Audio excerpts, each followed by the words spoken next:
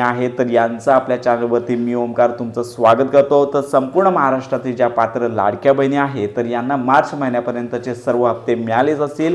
आता मार्च महिना संपत आलेला आहे आणि एप्रिल महिन्याच्या हप्ते वाटपासंदर्भात अनेक लाडक्या बहिणी आहेत तर यांना उत्कंठा लागलेली आहे। यूट्यूबवरती तुम्ही सर्च करा मुख्यमंत्री माझी लाडकी बहीण योजना तर अनेक व्हिडिओज तुम्हाला पाहायला मिळतील।